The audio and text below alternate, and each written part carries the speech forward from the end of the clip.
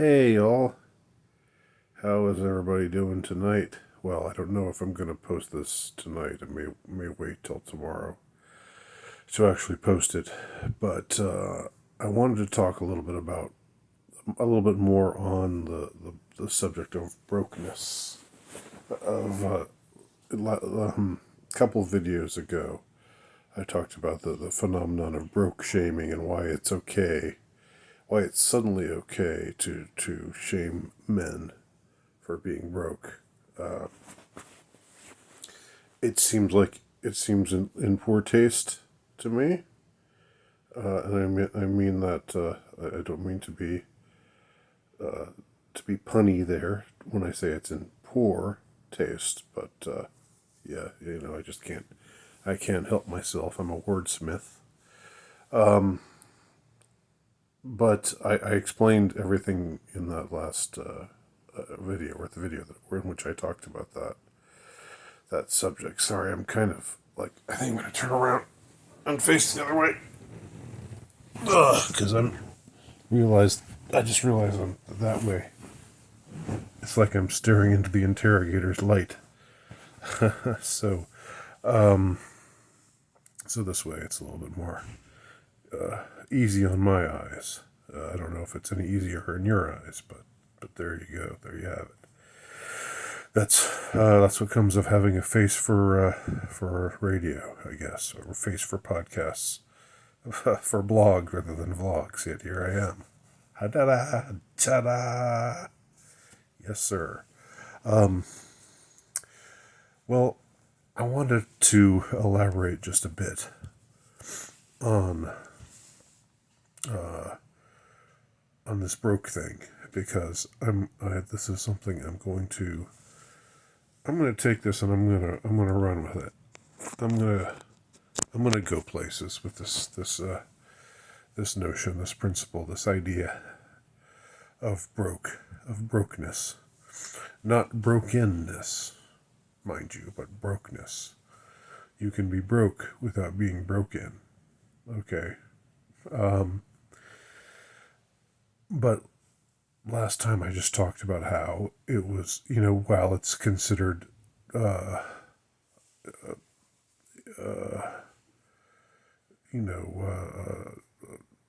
distasteful for a man just to say, I have these ideals about a woman.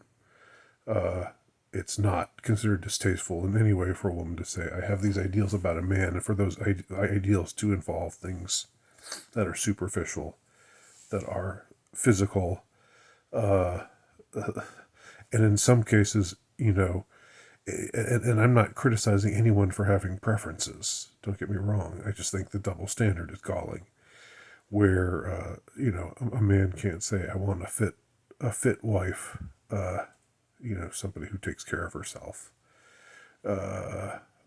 That's thought of as terrible, as chauvinistic, as sexist, as shallow, as all those kinds of things, all those shaming words that they fling at you. But the other way around, she doesn't want to be with no, she doesn't want to be with no fat man. She doesn't want to be with no short man. She doesn't want to be with no bald man, and she definitely don't want to be with no broke man. But that's okay. That's just that's just sisters saying, yeah, well, we's players too, and can't handle it. Can't handle it. Are you not man enough to handle us?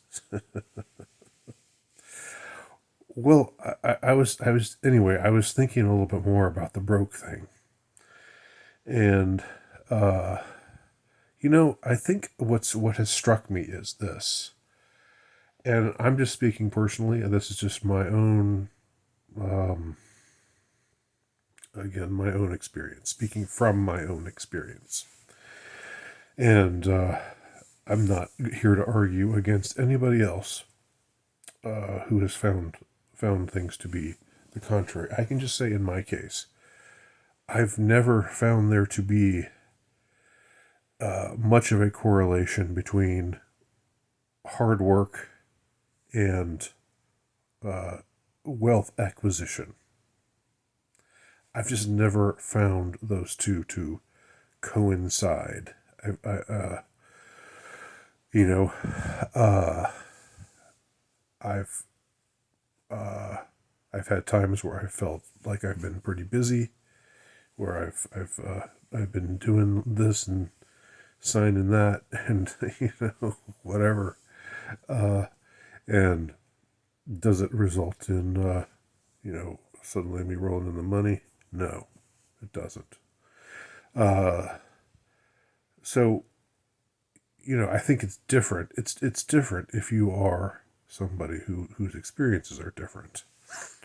Well, it's different. A couple things need to be discussed under this general rubric that I'm talking about here. First of all, if you are someone who says, "I just got to be on my Sigma grind, and I gotta stack that, I gotta make that bag," I gotta stack it, and that seems to be a thing. That seems to be the like the MGTOW thing to say. It's funny how like the MGTOW philosophy, because don't call it a movement. Don't ever call it a movement. But the philosophy, you know, seems to me to be often centered around making bank. And it's a kind of a one size fits all kind of mentality that you need to make bank for you. You just stay away from women, not let them take your stuff, not get divorce raped and all of that. And that's I get all of that. Totally understand all of that. But this whole thing, like, you got to be on your grind, you got to be stacking that bread, or whatever. You got to be stacking that cheddar, that lettuce, that guap. You know, and like that's just the absolute be all end all is to make that money, to make that money while you're relatively young. I mean, there you go. I already missed that train by a long shot.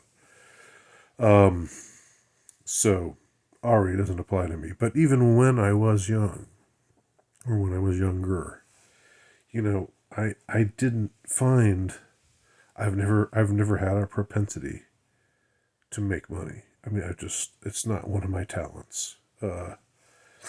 And and so I will anyway. I'm only going to speak to those out there. I'm only addressing those who share my general experience. If you don't, if your experience is different, you can still listen to this by all means. But just understand that different people are different. It would be nice if the MGTOW guys would sometimes say, you know what, if you want to just if you want to just not run yourself ragged, that's okay too. If you want to just if you want to just say you're of an artistic bent, and your art is something that you believe to be part of your calling, whatever it is, the the particular genre that it is, whatever it may be. And if what you want to do is just make enough to get by, so that you can continue to write, or to play music, or to paint, or whatever, it would be nice if there could be some kind of, hey, that's cool too, you know. But instead, it's just all about making that bank, making that bread, stacking that stack. Anyway, I I well, I've already said, and you know, you're tired of hearing about how old I am, so I'm not going to tell you again that I'm 52 years old. And note how I just told you that again, huh? That's how clever I am.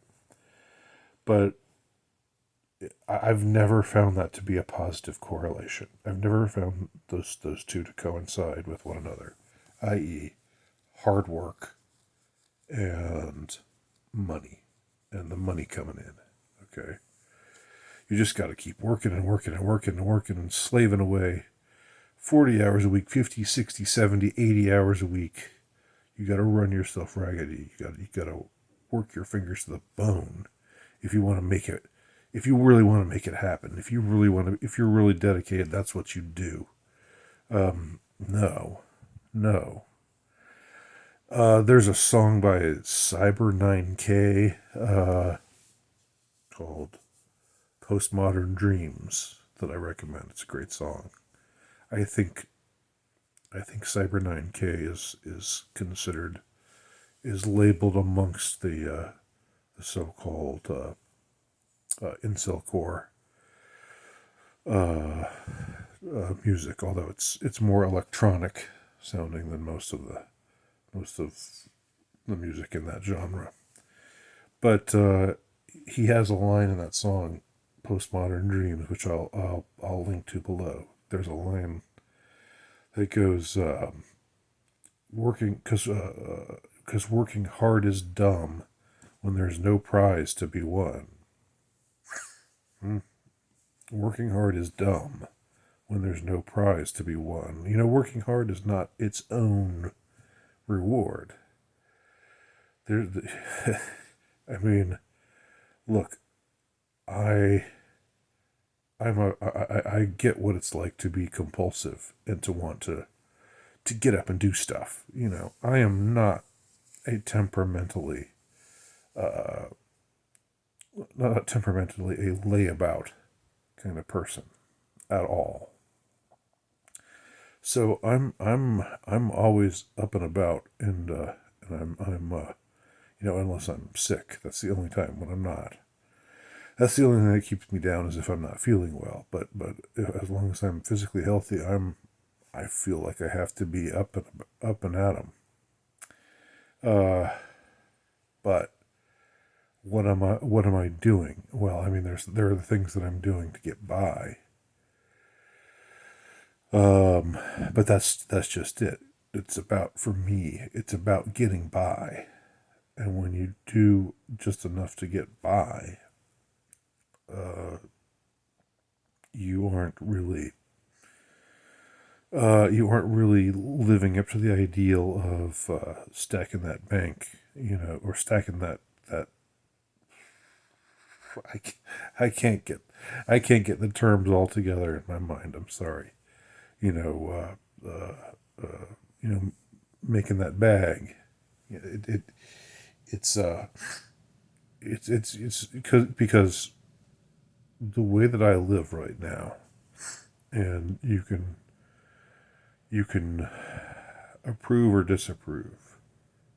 You know, I suppose you can feel however you want to feel about it. But the way that I live right now isn't to go all out at you know, some paid job or other. You know, even if I had the potential to do that, and I think there are things that are holding me back from doing that. The fact that I've canceled myself in a lot of ways, which I discussed in a prior video, and which I'm okay with having done. But I didn't know that it was going to happen when it happened. It just fell out this way, and I have no regrets about that. But that's the way it is. I will never have a prestige job, even if I wanted one, even if I was really angling for one, it would not happen. Uh, you know, the fact that I was a pretty good student and that I went to a good college, so they say. That means nothing, nothing anymore. Um, but let me just stick with the present. What am I doing in the present? I'm working enough to get by, and I'm writing. I'm spending, you know, I'm working in ways that don't wear me out, that help me to get by, and then I'm writing because that's what I believe God put me here to do. It was to write. So, I have found that whole idea of work. I guess the work ethic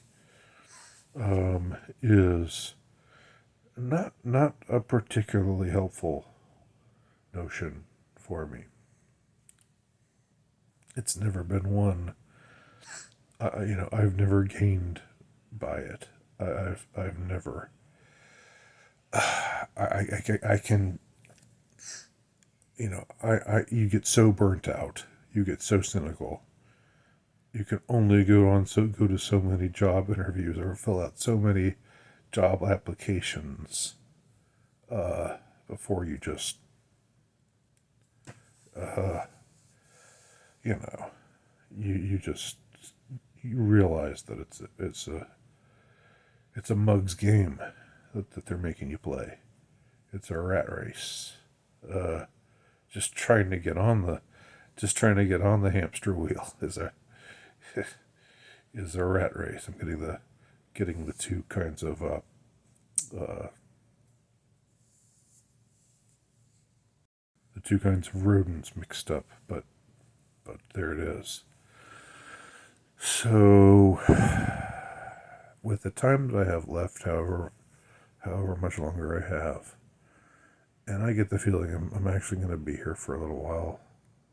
In a way, I'd kind of like not to be, but I think I am, and I know I've got kids and everything, so I know they'd rather have me around. So it's probably good that I'm going to be around for a little while. At least I'm pretty sure that I am. But for the time that I have left, I'm not going to be made a clown of. I'm not going to clown myself. I'm not going to dance like a dancing bear. Cry like a parrot, chatter like an ape. I'm not going to do any of those things. I'm going to do what's necessary to get by, and I'm going to write, and I'm not going to run myself ragged. And if you're somebody who's in a similar situation as me, then I would suggest considering what I'm offering as a possible positive roadmap for life. I mean, now, am I quote unquote successful? Well, I'm not successful right now, and that I'm not rolling in money or fame from my work, but successful in the sense of at least having published a few things and done okay, in a certain niche genre, if you will. So, so that's what it means to be to live the broke life. You know, living the broke life is not about it's not about being homeless. It's not. I really think most of the people out there that are homeless, that we see in urban centers who are homeless, they are mental patients. They're schizophrenic.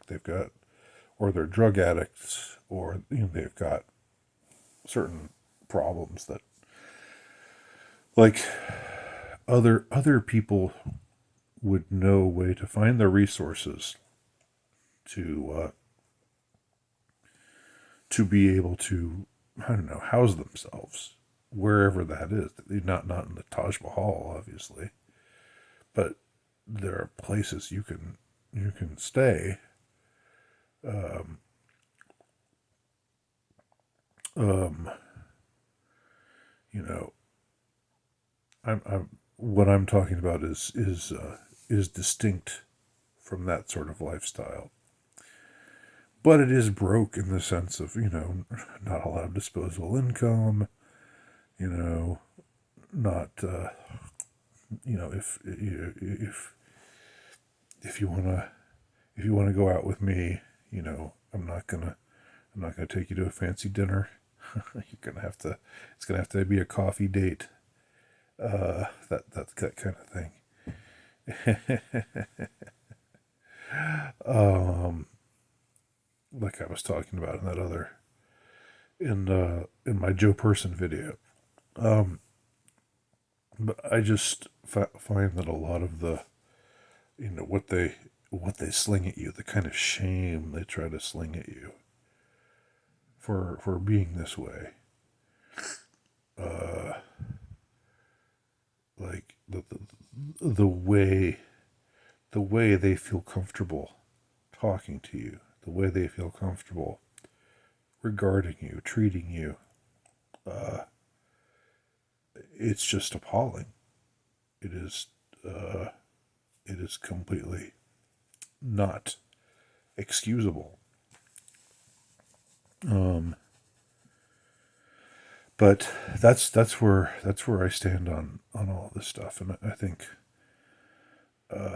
maybe I'll try to make a manifesto out of it. I don't know. We'll see.